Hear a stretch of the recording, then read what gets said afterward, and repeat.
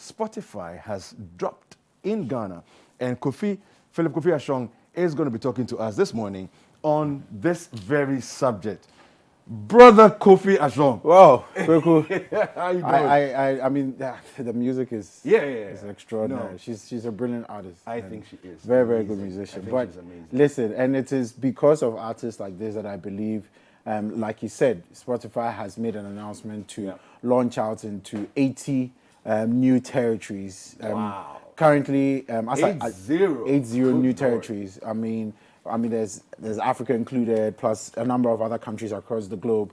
But then, as at yesterday before the launch, they were in about 170 territories globally. So it's interesting to see them expand the number of territories, and I think that it's because of artists like this. It's because of music and how popular music is, and now the new trend is more entering into podcasting and things like that. And obviously, every company, every international company is looking for the most fertile ground to basically invest in. Absolutely. And so it's not too surprising to hear, for example, about Spotify opening up in Ghana. I mean, they have been in South Africa for a couple of years. They've sort of dabbled in Nigeria, sort of, for a couple of years. But this is the first announcement, properly so-called, of Spotify basically making a presence on the African continent. Okay. So yes, like you said, when you go onto the app stores or the Play stores, you're most likely going to find the app there. If you're looking for example, your podcasts, you're going to find them there. You can easily subscribe, and so it's really exciting times for people who are producing audio content mainly, because these are people who pay for content like this, and so it's very, very exciting times. And that kind of made me think also about the other sides of the conversation with regards streaming platforms or audio streaming platforms, because in on the continent for a very long time we've been very accustomed to buying an audio cassette or tuning into some radio to listen to some music. But as we grow and grow in a global community, we realize that a lot of things, number one, are being digitized. A number of things also are being accessed on the go and on demand. So people want to listen to the music they want to listen to, curated by themselves or by people that they believe have a similar taste to them, and they want to listen to it at a time they want, not when a radio DJ decides to play a kind of music. True. Alternatively, they don't necessarily want to be playing an audio cassette because, for example, if I'm playing something on my phone, I can easily connect to 4 or 5 headphones of my friends, and they can share the music. That is where we've gotten to. I mean, with things like Samsung Share and things like that, and Apple and everything. All these platforms are creating that sort of atmosphere where you can share music, and you don't necessarily need to be limited to be able to share the music. And so it's a very fertile ground, and I can understand why all these music streaming platforms are making incursions into the African continent.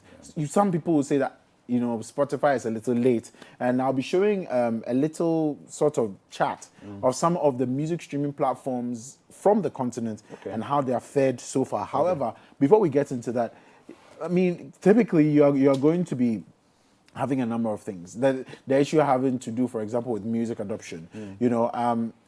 In this digital age, everything is numbers, and who is consuming what kind of music at what time, what age are they, what are their likes and dislikes, which other artists do they like. These are bits and pieces of data that these platforms pick, and therefore are able to serve you personally some kind of music. And also with advertisers being considered, they're able to necessarily shape their advertising to suit you. So the data is important, but then the kind of music and whether it's adopted globally is also important. One, for the artist who's making the music, because he has to make the money, because the more streams you do, the more money the artist makes. So that's on one side. The other challenge on the continent is regards broadband and access to broadband. How many people have high-speed internet wherever they are, And the other question also is the cost of data. If data is not so costly, more and more people will be streaming. You hear people on social media today talking about access to Netflix and the like, because they can afford that amount of data to be able to stream video. And even when they are streaming video, they have to be cautious of whether they're streaming in standard, definition or high definition. absolutely. Because if it's in high definition, it Then means you're more more data data is per second, consumed. yeah. So it's a balance. It's a balance that we need to sort of figure out. But one of the biggest challenges of audio streaming platforms on the continent is piracy. Yeah. I mean, piracy, look, it's been there, whether we're using a cassette or we're using a CD. It's always been It's with us. always been Yeah. with us. And I think that's been one of the main challenges for a lot of, these international companies who are looking to invest Yeah. on the continent. Now, the issue is, if someone has the music on his phone, how easy is it for them to share with a friend, for example, or copy and, put it on some pen drive for a friend? That is one of the main challenges. But it seems that a lot of these companies are finding a way around it. A lot of people are finding other options, to pirating music. So I think that it's created this idea for a lot of these streaming platforms to dive deeper onto the continent. And one of the other things also has to do with the telcos and the buy-in from the telcos, because apparently, according to a recent report sometime last year, about 50% of the revenue of some of these streaming platforms are taken up by the telcos. Oh, wow. Now, I mean, what are you going to consider as profits? How much are you going to pay to the artists? Yeah. All these considerations make it difficult for people to actually invest in streaming platforms on the continent. So, to give you an idea of what a challenge looks like, and there are about 35 million in terms of money-wise. There's quite a amount of money to be made, but then in percentages, obviously Nigeria will have the biggest in terms of streaming. So they have about 46% that global. Like when you look at the pie, they have about 46%, followed keenly by Kenya, which has about 27%, and South Africa is coming in around 24% thereabout. But there's a little chart that I want to show viewers that basically shows you the streaming platforms or the music streaming platforms from the continent, where they are and how they've been doing over the period. And so we're going to put that on the screen right now. And you're going to see there, so for example, you have Boomplay, which is very, very popular. Everybody loves Boomplay. Their numbers are really, really interesting. So you have Boomplay there. Boomplay is still active. It's from Nigeria, of course. Okay. Established, of course, in 2015, and it's really, really active now. It's doing pretty well. But obviously, with all these other international companies coming through, it could make their work just a tiny bit difficult. But this is where Africans need to, for example, support their own, and so to boost it. So we have Ganley also coming in from Egypt. It's still active. It's from Egypt, and then we scroll down and we have one of the very first ones to be shut down. It started out in 2011, but it's already shut down. It's coming from Nigeria. Laz Gidi. So Laz Gidi Tunes has been shut down. We have one from Kenya as well, established in 2012. It's still active today. In Dundo, like you said. We have M-Playlist from Nigeria. It's also still active. And then we have quite a number of active ones as well, as you can see on the screen. We have some from South Africa. We have another one from South Africa, My Muse. And of course, this one from South Africa being shut down as well. So basically, these are some of the platforms, the streaming platforms available that were made, on the continent. And as you can see, that we have Tigo Music, we have MTN Tidal, and everything else. So these are available on the continent. Obviously, some of them are surviving. A number of them have not been able to make it so far. But it's nice to see all these platforms being made from the continent. Now the question is, how, in terms of numbers, how many people are they commanding onto the platform to stream, for the artists to get their money, for the streaming platforms to make their money, and then also for you, the person who's consuming the music, to be able to get access to it. And it's a very big question that we need to figure out. Where's the sponsorship going to come from? How are people going to adapt to it? Data costs and things like that. All these things need to be put into proper perspective for people to really appreciate it. And so when we talk about the coming in of Spotify, this is the sort of environment that it's going to come into. These are the questions that Spotify needs to ask themselves. But the issue is that they have big budgets, Yeah. and that's one of the main challenges that a lot of the Africa-made, streaming platforms will face. These are big budget companies who have budgets for advertising and can afford to spend. Yeah. So I just wanted us to look at some of the most popular ones, and some of them might not necessarily be so popular for you, but they are doing a pretty incredible job. The first one that I want us to look at is YouTube Music. It might not necessarily, when you hear YouTube, you're talking about, videos and things like that. But YouTube has quite a number of options available. There's YouTube Kids, there's YouTube in terms of the videos, there's YouTube Music, and quite a number of other services. Now, YouTube Music happens to be one of the, rather popular music streaming platforms available today. It's free. You can just go there, stream the music that you want, create a playlist that you want. And all the streaming platforms have some similarities. So in terms of streaming good quality content, creating your own playlist, sharing a playlist, and things like that. And YouTube Music happens to be one of them. It's obviously originating from the US, obviously because it is YouTube, part of the Google family. So that is YouTube Music. It's currently not available in your area, but it's pretty popular if you're using a virtual private network. And some people access it using that particular. So I was just thinking to myself option. that I've never come across this before. So then it's because it's not available here. It's not available typically use a here VPN. unless you use a VPN or a virtual private network. But the issue is that it's really, really popular. It's grown in popularity over the years. Obviously taking from, its father, which is YouTube, in terms of the videos. So this is one of the platforms that's available. The next one, obviously, is Sweden's own Spotify. So Spotify is from Sweden. It currently has 155 million paid users. As we speak today, it has 155 million paid That is gargantuan users. It's by any available. measure. Yeah, it's available in 170 territories, and 80 new markets have been ventured into. And so Spotify is very, very popular. People in Ghana had actually accounts in the US and the UK just because they wanted to continue, streaming on, Spotify. And that's the reality of it. So listening is everything. Finally launched in Africa and other territories. And as you can see, you can head So I on registered this morning. you can head. Me too. I actually registered yesterday after the launch. So there it is. You can just go on there. Pay for any of the options available. They have quite a number of options available, and I really, really like the fact that the prices are actually in CDs. It just tells you. They've actually thought through the process, how much people can afford, and the prices make a lot of sense. You can just sign in and then just go through the options and then just start listening. The other one I want us to look at quickly, which is quite popular for people who use iOS devices or Apple devices, is Apple Music. Now, Apple Music, obviously from the Apple family, obviously from the US as well, is just a platform that most people who use Apple devices would typically tend to.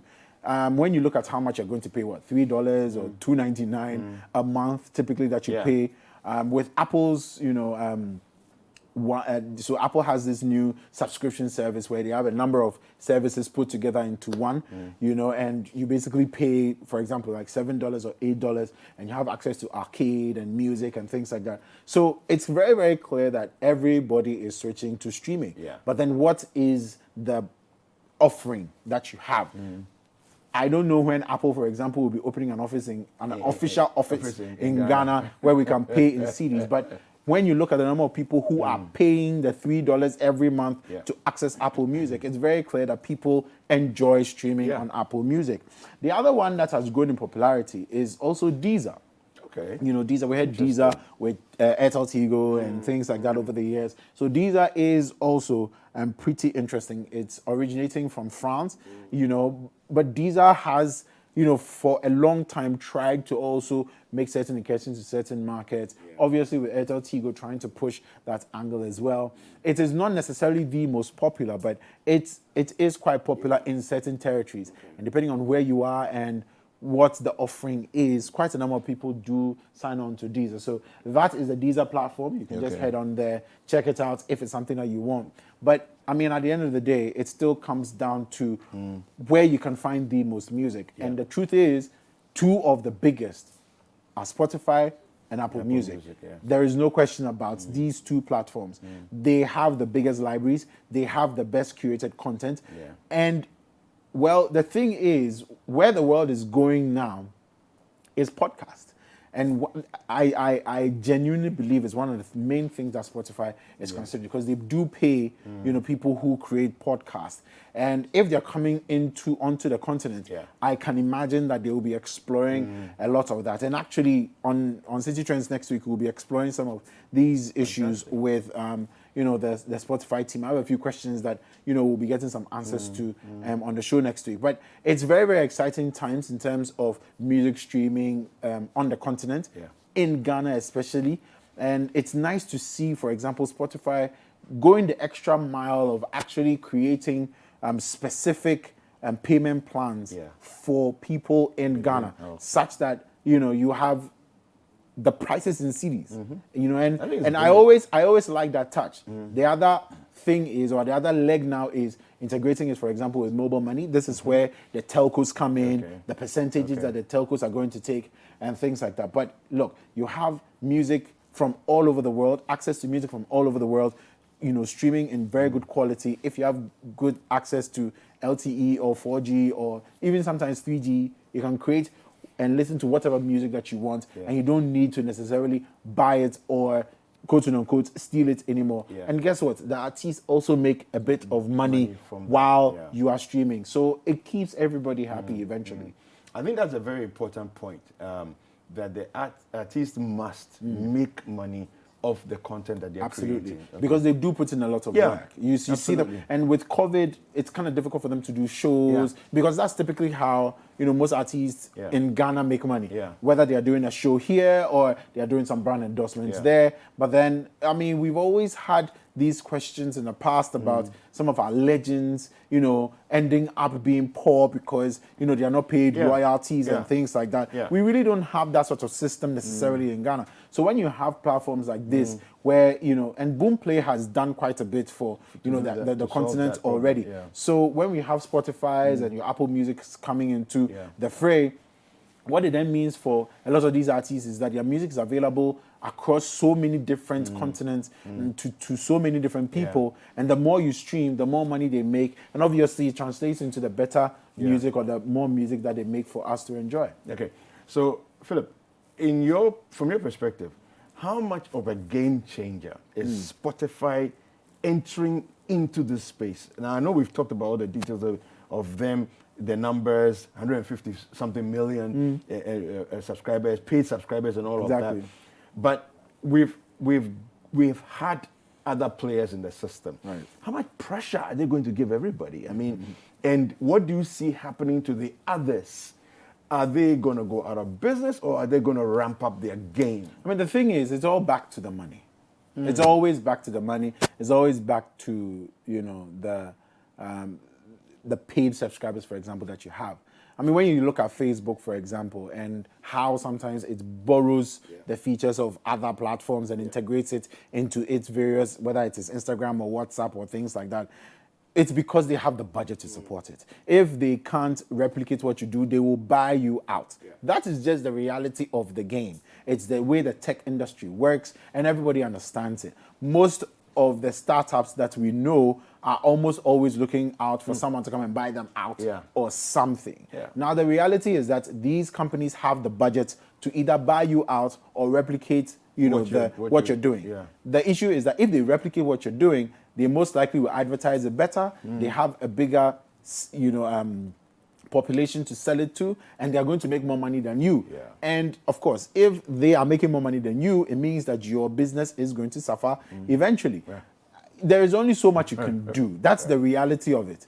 I'm not saying that these streaming platforms are going to close down, but you will have to figure out strategic partnerships with these companies. Spotify is the biggest music streaming platform globally, followed obviously by your Apple Musics and things like that. But Spotify is huge. It's going to change the game in Ghana, on the continent, and in all the territories that it has recently launched in. But the issue is that the local companies who are also offering streaming platforms will have to start rethinking their strategic partnerships in order to stay alive. Otherwise, they're going to be eaten alive. That's just the reality of it. All right. Innovate or die. Well, words that are aptly spoken. Now, thank you very much to Philip Kofi Ashong, who is the host of City Trends on 97.3 City FM. We are going to come back with more. Hello, Mr. President is coming up shortly. But let's take a look at our entertainment highlights.